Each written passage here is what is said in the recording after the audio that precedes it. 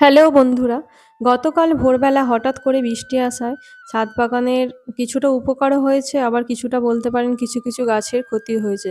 যেমন ধরুন বৃষ্টির জল এই যে আমার প্লান্টারগুলো আমি মানে হ্যাঙ্গিং প্লান্টারগুলো যে বানিয়েছিলাম, এতে যে বৃষ্টির জল জমেছে সেগুলো আমি এখন রেল লিলিতে দেবো, কারণ রেল লিলিতে বৃষ্টির জল পেলে তবেই তো ফুল হয়। তাই এই সমস্ত যে সমস্ত গাছে টবে আর ফাঁকা জায়গায় যেগুলো জল জমেছে সেগুলো রেল লিলিতে সমস্তই দিয়েছি। কিন্তু এদিকে গাছগুলো তো যেগুলো বৃষ্টির জল পেলে একটু তাজা হয়ে যায় সেগুলো তো হয়েছে। আর এদিকে দেখুন কিন্তু অ্যাডিনিয়ামগুলো যে কাটিং করেছিলাম আমার গতকালের ভিডিওটা অর্ধেক হতে, হতে থেমে গিয়েছিল। তো অ্যাডিনিয়ামগুলো কিন্তু বাইরেই ছিল বৃষ্টির জল খেয়েছে। জানি না ফাঙ্গাস লাগবে কিনা। আর এই যে অ্যাডিনিয়ামের যে ডাল কাটিং করেছিলাম সেগুলো কিন্তু আমি বালি আর মাটি পাইল করে বসিয়েছিলাম। আর এই যে অ্যাডিনিয়ামের যে মোটা গাছটা সেটাও কিন্তু সারারাত বাইরেই পড়েছিল।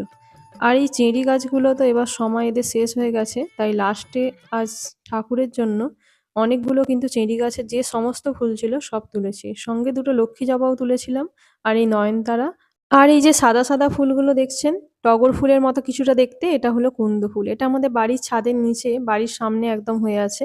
আর এই গাছ ভর্তি এত ফুল হয় আর সারা বছর এই ফুলটা ফোটে। আমি কাটিং থেকে কিছু চারা লাগিয়েছি, যদি আপনাদের হয় তো আপনাদের শেয়ার করব। আর আমার ছাদে না ইঁদুর জানি না, প্রতি রাতে এসে আর আমার টমেটোগুলোকে সব খেয়ে চলে যাচ্ছে। একটাও পাকা টমেটো লাল দেখে তুলতে দিচ্ছে না। আর এদিকে দেখুন পেঁয়াজকলি কিন্তু আবার ধরেছে। ছোট, ছোটও ধরেছে আর কিছু কটা বড়ও হয়ে গেছে। যে গাছগুলো বাকি ছিল সবেতেই কিন্তু পেঁয়াজকালি মোটামুটি ধরেছে। আর এই বোগেনভেলিয়াটাও দেখুন কত সুন্দর, এর পাতাটাও কিন্তু অনেকটা ভ্যারিগেটেড। আর এদিকে বৃষ্টির জল পেয়েছে মানে শীতের সমস্ত গাছই তুলে ফেলতে হবে এবারে। আজকের ভিডিওটা এটুকুই, দেখা হচ্ছে আবার একটি নেক্সট ভিডিও।